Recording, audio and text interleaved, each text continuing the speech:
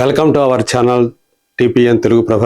నేను మీ journalist Yagnavarthi. Megastar Chiranjeevi ఆయన ప్రస్తుతం మనశంకర వరప్రసాద్ గారు సినిమా అందించినటువంటి బ్లాక్ బస్టర్ విజయోత్సవాన్ని, ఆ విజయోత్సాహంతో తన తదుపరి సినిమాని ప్రారంభించేందుకు రెడీ అవుతున్నారు. ఈ పాటికి ఎప్పుడో రెడీ అవ్వాలి. అయితే నిర్మాతలు ఎవరైతే ఉన్నారో ఆ సినిమాని ప్రొడ్యూస్ చేయాల్సినటువంటి నిర్మాతలు వాళ్ళు ఆర్థిక పరమైనటువంటి చిక్కుల్లో ఈ మధ్య చిక్కుకోవడంతో కొంత ఈ సినిమా ప్రారంభానికి జాప్యం జరిగింది. సో ఇప్పుడిప్పుడే పరిస్థితులు కుదుట పడుతూ ఉన్నాయి. వాళ్ళు నిధులు సమకూర్చుకొని ఈ సినిమాని అతి త్వరలో ప్రారంభించబోతున్నారు. ఇప్పటి వరకు కూడా మెగాస్టార్ చేసినటువంటి సినిమాలతో పోల్చుకుంటే, ఆయన క్యారెక్టర్తో పోల్చుకుంటే ఈ సినిమాలో ఆయన క్యారెక్టర్ మరింత ఆయన సెకండ్ ఇన్నింగ్స్ మొదలైనప్పటి నుంచి చూసుకుంటే కనుక most violent, most action oriented character అని చెప్పేసి మనకు తెలుస్తోంది. సో ఇప్పుడు చిరంజీవి గారు తన సోషల్ మీడియా అకౌంట్ లో ఒక పోస్ట్ పెట్టారు. అది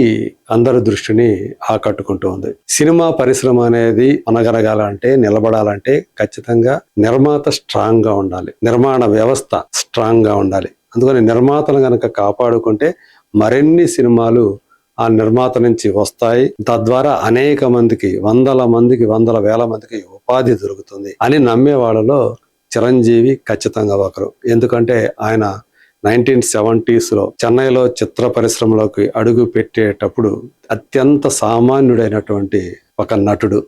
చిన్న పాత్రల్లో మొదట, అందులో ఈవెన్ ప్రధాన పాత్రలు కూడా అయి ఉండొచ్చు, కానీ చిన్న సినిమాల్లో చేశారు. తన యాక్టివ్నెస్ తోటి, తన డ్యాన్స్ మూమెంట్స్ తోటి, తన చురుకుదనంతో ఆయన మొదట దర్శకుల, నిర్మాతల వాళ్ళ హృదయాల్లో, వాళ్ళ కళ్ళలో పడ్డాడు. హృదయాల్లో కాదు, ఫస్ట్ వాళ్ళ కళ్ళలో పడ్డాడు. ఆ తర్వాత మంచి పాత్రలు సంపాదించుకొని ప్రేక్షకుల హృదయాల్లో స్థానం సంపాదించుకున్నాడు. ఆయన ఏకంగా 3 దశాబ్దాల పాటు నెంబర్ 1 గా ఇండస్ట్రీలో కంటిన్యూ అయ్యారంటే అది ఆయన పట్టుదల, దీక్ష, ఆయన శ్రమ చేసినటువంటి విధానం. మరి అందు గురించి ఒక నిర్మాతను కాపాడాలి అని చెప్పేసి ఆయన ఒక పోస్ట్ పెట్టారు.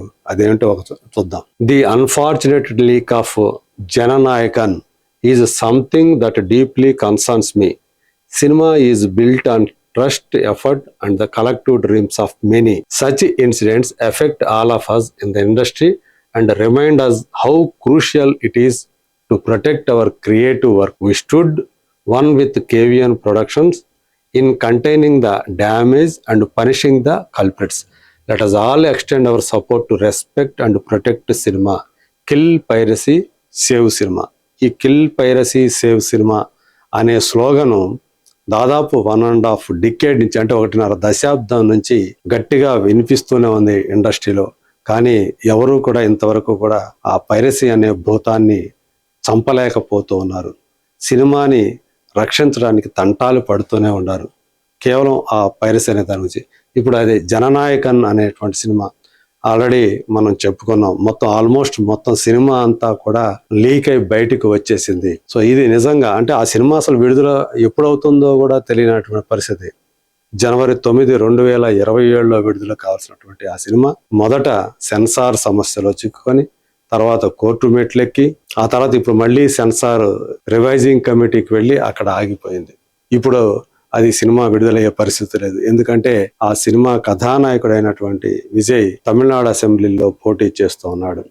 టీవీకే పార్టీని అధికారంలో నిలపాలని శ్రమిస్తూ ఉన్నాడు. ఇలాంటి టైంలో పైగా అది టైటిల్ జననాయకన్, అందులో ఉన్నటువంటి అంశాలు పాలిటిక్స్ ని అలాగే ప్రజల్ని ప్రభావితం చేసే విధంగా ఉన్నాయి కాబట్టి అది తెలియని పరిస్థితి. దీనివల్ల ఆ కేవిఎన్ ప్రొడక్షన్స్ వాళ్ళు 100 కోట్లని, 200 నుంచి 300 కోట్ల రూపాయలు పైగా వాళ్ళు నష్టపోతున్నారు ఈ సినిమా నుంచి అని తెలుస్తూ ఉంది. విడుదల కాకుండానే నష్టపోవటం అనేది అత్యంత తీవ్రమైనటువంటి విషయం. థియేటర్లో ఎప్పుడు వస్తుందో తెలియని సినిమా పైరసీ ద్వారా ముందుగా రావటం అనేది మరింత దారుణమైనటువంటి విషయం. అది అందుగురించే తన నిర్మాతను కాపాడుకోవాలి అనేటువంటి ఒక ఉద్దేశంతో ఇప్పుడు చిరంజీవి ఆ పోస్ట్ పెట్టారు. కేవిఎన్ ప్రొడక్షన్సే ఇప్పుడు ఆయన సినిమాని ప్రొడ్యూస్ చేయబోతున్నారు. సో ఆ నిర్మాతను కాపాడుకోవాల్సిన బాధ్యత తన మీద ఉంది అనేటువంటి ఒక ఏకైక కన్సర్న్ తోటి, ఒక మంచి హృదయంతో ఆయన ఈ పిలుపు ఇస్తూ ఉన్నారు. కిల్ పైరసీ, సేవ్ సినిమా అని చెప్పేసి. అది సినిమా అనేది నమ్మకం మీద, ప్రయత్నం మీద అండ్ అనేక మంది సమష్టి కళలతోటి ఆ, రూపొందేటువంటి ఒక ఆర్ట్ సినిమా అనేది. ఇలాంటి ఇన్సిడెంట్స్ కనుక, అంటే ఈ లీక్ అవటం అనేది, ఈ పైరసీ ద్వారా లీక్ అవటం అనేది అందరినీ కూడా, ఇండస్ట్రీలో ఉన్న వాళ్ళందరి మీద ప్రభావితం చూపుతాయి. సో ఇప్పుడు మన క్రియేటివ్ వర్క్ని, మన సృజనాత్మకమైనటువంటి పనిని పరిరక్షించుకునేటువంటి బాధ్యత ఎలా ఉందో ఇప్పుడు అంతా కూడా ఇది మనకి గుర్తు చేస్తుంది ఈ ఘటన. సో అందుగురించే కేవీఎన్ ప్రొడక్షన్స్కి మనం అందరం కూడా దాని వైపు నిలబడి జరుగుతున్నటువంటి ఆ డ్యామేజ్ ఏదైతే ఉందో దాన్ని అడ్డుకోవటానికి, ఎవరైతే ఆ నేరగాళ్ళు ఉన్నారో వాళ్ళని శిక్షించేదాకా అందరం కూడా ఐకమత్యంగా నిలబడాలని చెప్పేసి ఆయన పిలుపునిస్తూ ఉన్నారు. అలాగే మనందరి సపోర్టు కూడా సినిమాని కాపాడుకోవటానికి, దాన్ని గౌరవించుకోవడానికి అందరం కూడా కలిసికట్టుగా పనిచేద్దామని ఆయన ఏదైతే పిలుపునిస్తున్నారో, సో అది ఖచ్చితంగా అందరినీ కదిలించేటువంటి ఒక విషయమే. ఇవాళ ఒకరికి జరిగింది, రేపు ఇంకొకరు జరగవచ్చు, వాళ్ళకి జరిగింది మళ్ళీ తర్వాత ఇంకొకరికి జరగవచ్చు.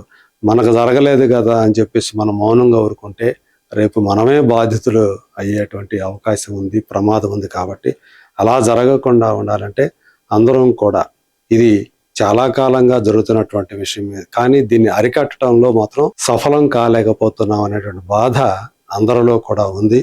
సో ఇప్పుడైనా మెగాస్టార్ చిరంజీవి లాంటి ఒక వ్యక్తి ఈ ఇష్యూ మీద, జననాయకన్ సినిమా ఆన్లైన్ పాలసీ ఏదైతే జరిగిందో దాని మీద పోరాటం చేద్దాము, కలిసికట్టుగా ఫైట్ చేద్దాం కల్ప్రిట్స్ మీద అని ఏదైతే పిలుపునిస్తున్నారో అది సత్ఫలితాలను అందించి జననాయకన్ ప్రొడ్యూసర్కి, ఆయనకే కాకుండా తర్వాత ఎవరైతే నిర్మాతలు ఉన్నారో ఈ క్రియేటివ్ వర్క్కి పెట్టుబడి పెట్టేటువంటి వాళ్ళందరూ కూడా బాగుంటేనే సినిమా పరిశ్రమ కళకళలాడుతూ ఉంటుంది అనటం అనేది ఎలాంటి సందేహం లేదు.